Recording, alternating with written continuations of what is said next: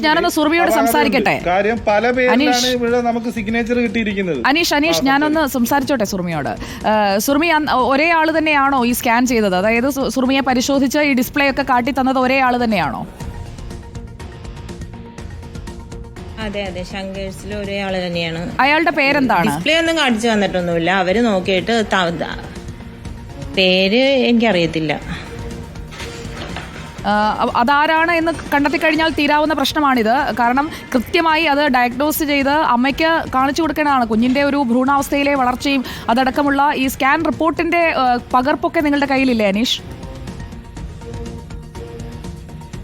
ഒറിജിനലുണ്ട്, എല്ലാത്തിന്റെയും ഒറിജിനൽ. നിലവില് നമ്മള് സ്കാനിങ് റിപ്പോർട്ട് വെച്ചിട്ട്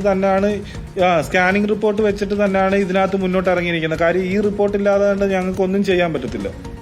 ഇപ്പോൾ ഇതിൽ സ്കാൻ ചെയ്തിരിക്കുന്ന ഡോക്ടർ എഴുതി ഒപ്പിട്ട് കൊടുത്തിരിക്കുന്ന പ്രകാരമാണ് WNCയിലെ ഡോക്ടർ ട്രീറ്റ്മെന്റ് ചെയ്തിരിക്കുന്നത്. കുഞ്ഞിന് ഈ സ്കാനിങ്ങിൽ ഈ 2 പ്രൈവറ്റ് സ്കാനിങ് ആയ 2 സ്ഥലത്ത് നിന്ന് ഏതെങ്കിലും ഒരു സ്കാനിങ്ങിൽ കുഞ്ഞിന് എന്തെങ്കിലും ഒരു വിവരം എഴുതിയിട്ടുണ്ടായിരുന്നെങ്കിൽ ആ ഡോക്ടർ ചിലപ്പോൾ ട്രീറ്റ്മെന്റ് ചെയ്തേനെ. ഇക്കാര്യത്തിൽ ഇപ്പോൾ ഡോക്ടർ ഷേർലി ഒടുവിൽ പറയുന്നത് എന്താണ്? അവർക്കൊരു വീഴ്ച പറ്റിയെന്ന് അവർ സമ്മതിക്കുന്നുണ്ടോ അനീഷ്? കാരണം ഈ റേഡിയോളജി ഒരേ ആൾ തന്നെ സ്കാൻ ചെയ്യുന്നു, അപ്പോൾ ഡൗട്ട് ഉണ്ടെന്നുണ്ടെങ്കിൽ അവരുടെ വീഴ്ച അവര് റേഡിയോളജിസ്റ്റ് അല്ല എന്ന കാരണത്താൽ, അവര് റേഡിയോളജിസ്റ്റ് അല്ല ഗൈനക്കോളജിസ്റ്റ് ആണ് എന്നുള്ള കാരണത്താൽ അവർക്ക് കൈയൊഴിയാൻ പറ്റുകയില്ല. കാര്യം ഞങ്ങൾ കൺസൾട്ട് ചെയ്തിരിക്കുന്ന നമ്മൾ ഡോക്ടറെ കാണുന്നത് ഡോക്ടറുടെ പ്രകാരം ചികിത്സ ഫോളോ അപ്പ് ചെയ്ത് പോകുവാൻ വേണ്ടിയാണ്. ഡോക്ടറുടെ നിർദ്ദേശപ്രകാരമാണ് ഞങ്ങൾ ലാബുകളിൽ ടെസ്റ്റ് ചെയ്തിരിക്കുന്നത്. അപ്പൊ ഡോക്ടർക്ക് ഉറപ്പുവരുത്തണം. തീർച്ചയായും അനീഷ്, ഇത് അതുകൊണ്ടാണ് ഞാൻ പറഞ്ഞു വന്നത്. സ്കാനിംഗ് റിപ്പോർട്ട് അനീഷ്, നമ്മൾ സാധാരണഗതിയിൽ കൺസൾട്ട് ചെയ്യുന്ന ആശുപത്രിയിൽ ഈ സ്കാനിങ്ങിന് സംവിധാനമില്ലെങ്കിൽ പുറത്തേക്ക് റെഫർ ചെയ്യും. പക്ഷേ പുറത്തുനിന്ന് വരുന്ന റിപ്പോർട്ടുകൾ അത് വെരിഫൈ ചെയ്യേണ്ടത് സുറുമിയെ നോക്കിയ ഗൈനക്കോളജിസ്റ്റ് ആണ്. അത് അവരുടെ ഉത്തരവാദിത്തമാണ്. അത് കൃത്യമായി അവിടെ നിർവഹിച്ചിട്ടില്ല അതാണ് ഇപ്പോൾ നമുക്ക് മനസ്സിലാക്കാൻ കഴിയുന്നത്. ഈ കാര്യം അങ്ങനെ ഡോക്ടർ ഷേർലി മാഡത്തിന്റെ ഭാഗത്തുനിന്ന് അങ്ങനെ ഉണ്ടായിട്ടുണ്ടായിരുന്നെങ്കിൽ ഇങ്ങനെ ഒരു അനാസ്ഥ ഇങ്ങനെ ഉണ്ടാകത്തില്ലായിരുന്നു. ഈ 32 ആഴ്ചയാകുമ്പോഴും ഫ്ലൂയിഡ് കൂടി നിൽക്കുന്നു. അപ്പോൾ ബെഡ് റെസ്റ്റ് മാത്രം മതി. മാഡം ഒരു പ്രശ്നമാണെങ്കിൽ ഓക്കെ, മാഡം പറയുന്ന കണക്ക് ഫ്ലൂയിഡ് കൂടുതലാണെന്ന് പറഞ്ഞ് മാഡം പറയുന്നു. ഒരു കുഴപ്പമാണെങ്കിൽ മാഡം കുഴപ്പമില്ല. അതെ, 2 കുഴപ്പമാണെങ്കിൽ നമുക്ക് പറയാം. ഇത് സ്കാൻ ചെയ്തതിൽ മൊത്തം കുഴപ്പമാകുമ്പോഴത്തേക്ക് നമ്മൾ അതിൽ നിന്ന് എന്താണ് ആ സ്കാനിൽ നിന്ന് വിശ്വസിക്കേണ്ടത്?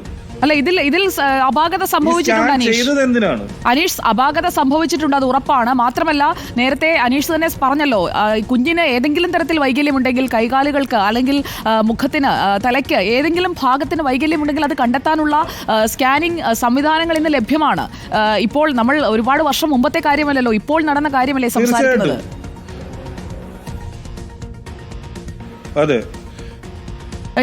ഈ ഒരു കാലഘട്ടത്തിൽ ഇത്രയും ടെക്നോളജി പരമായിട്ട് ഉള്ളൊരു ലാബ്, ആ ലാബിലേക്ക് സർക്കാർ ആശുപത്രി എന്ന് പറഞ്ഞു വിടുമ്പോൾ ആ സർക്കാർ ആശുപത്രിയിൽ ഇരിക്കുന്ന ഡോക്ടർമാര് ആ ലാബിലുള്ള റിപ്പോർട്ടുകൾ കറക്റ്റ് ആണോ അല്ലയോ എന്ന് അറിഞ്ഞ് അതിന്റെ നിജസ്ഥിതി കണ്ടെത്തേണ്ടത് ആശുപത്രിയിലെ സൂപ്രണ്ടും ആശുപത്രിയിലെ ഡോക്ടർമാരുമാണ്.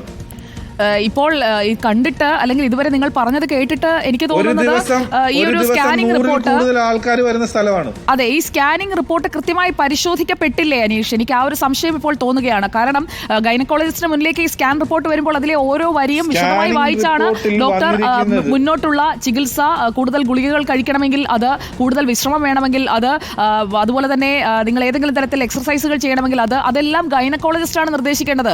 ഏറ്റവും പ്രധാനപ്പെട്ട ഉത്തരവാദിത്തം സുറുമിയെ നോക്കിയ ഗൈനക്കോളജിസ്റ്റിന്റെ പ്രകാരം ആണ്. ഗൈനക്കോളജിസ്റ്റിന്റെ പ്രകാരം സുറുമിക്ക് ഒമിറ്റിങ്ങിനല്ലാതെ ഒരു ടാബ്ലറ്റ് വേറെ ഇല്ല. Iron tablet, calcium tablet, omitting tablet, ഇത് 3 ഉള്ളൂ. അല്ലാതെ വേറെ ഫർദറായിട്ട് ഷേർലി മാഡത്തിന്റെ ഷീറ്റ് എന്റെ കയ്യിലുണ്ട്. അതിനകത്ത് ഒരു റിപ്പോർട്ടിൽ ഷേർലി മാഡം കുഞ്ഞിന് വളർച്ച കുറവാണ് എഴുതിയിട്ടില്ല, കുഞ്ഞിന് അംഗവൈകല്യമുണ്ട് എഴുതിയിട്ടില്ല, കുഞ്ഞിന് തലച്ചോറി പ്രശ്നമുണ്ട് എഴുതിയിട്ടില്ല. എന്തെങ്കിലും ഒരു റിപ്പോർട്ടിൽ ഈ മാഡം മെൻഷൻ ചെയ്തിട്ടുണ്ടോ? അപ്പൊ അനീഷ് ഇക്കാര്യത്തിൽ അനാസ്ഥ ഉണ്ടായിട്ടുണ്ടെങ്കിൽ അവർ ശിക്ഷിക്കപ്പെടണം. അതിലൊന്നും ആർക്ക് സംശയമില്ല. ദയവായി